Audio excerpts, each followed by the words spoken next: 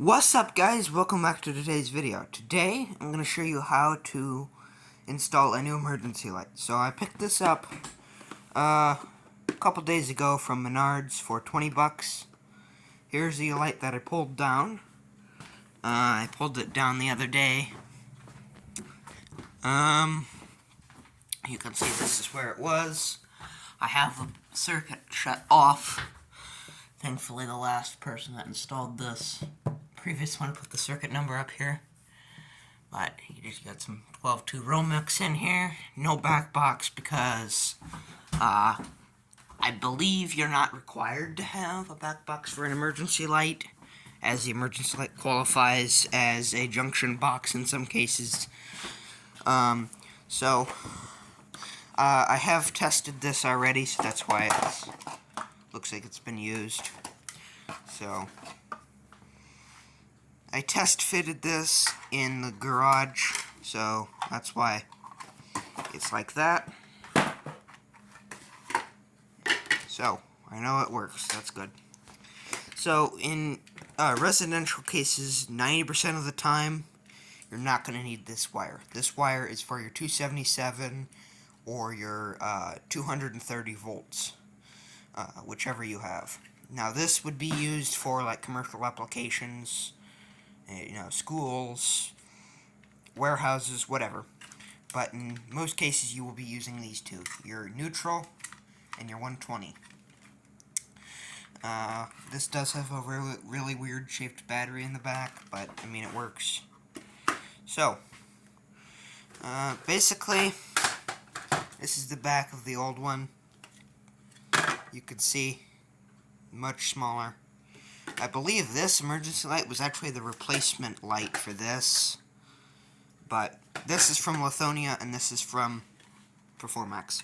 Anyways, enough chatting. Let's get this installed. Why don't we? Alright. So, we're going to be mounting this guy right there. So first, you got to put your mounting bracket on with your screws. I do not recommend using an impact driver for this, but this is all I have handy right this minute, so.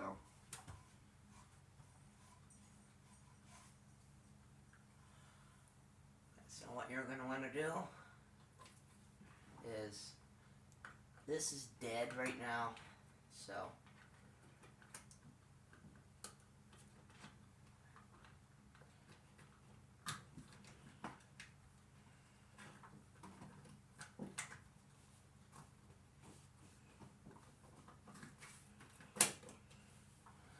Okay, that's what you want it to look like.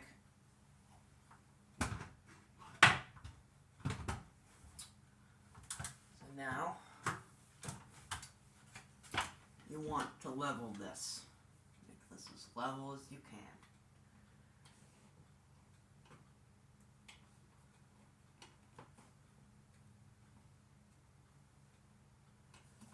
So you probably can't see what I'm doing, but I'm putting the screw in.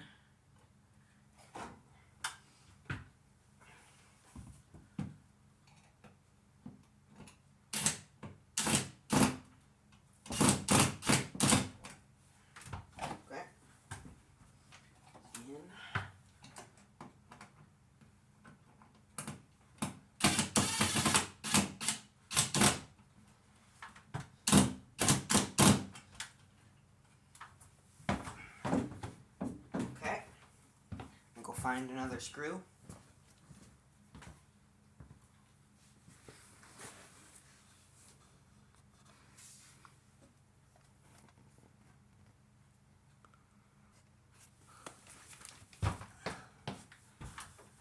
Find another screw.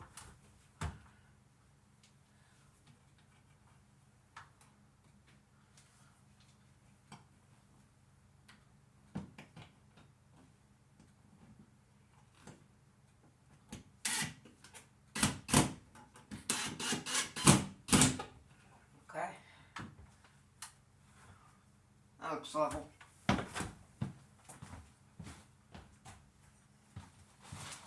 Okay, so the next step is wiring. So, since you're not using this, just go ahead, take a wire nut or electric tape or something, close that off. Put that back there. And then, one of the things you're going to want to do before you ever install anything is take this little battery connection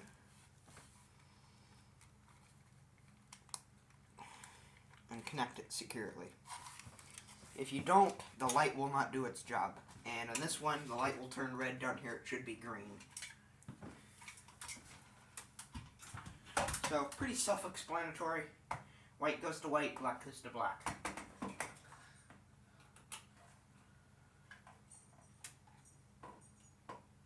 Now, if you have red, red is also going to black. Usually, in houses, red and black are both hot, or both live, whichever way you want to look at it.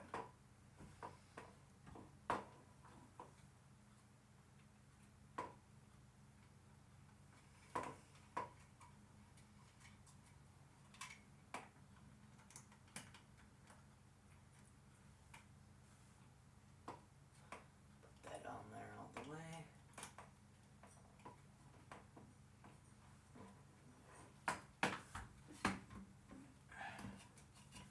Want to make sure that's snug, not too tight. Okay. Next step.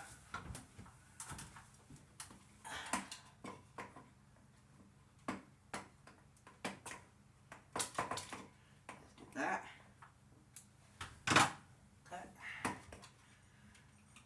So you want to curl up your proper wiring where it needs to go. I always put the hot on the top. Hold on, I'm going to rewire the neutral. Make sure you do a tug test with every wire nut. I don't have any Wegos with me right now, so wire nuts will have to go. Even though I don't really like Wegos. Okay, now you want to curl up all your wiring. Should be a hinge at the top. Somewhere.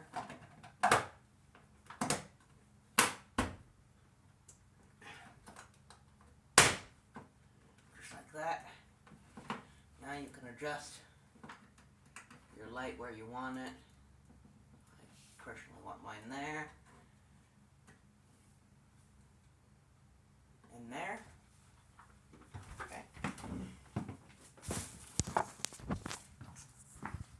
So then you want to go to your circuit panel.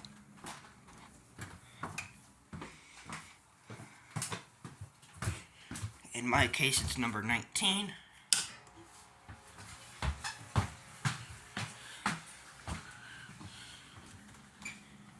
So now, she's on. We can go ahead and give her a test.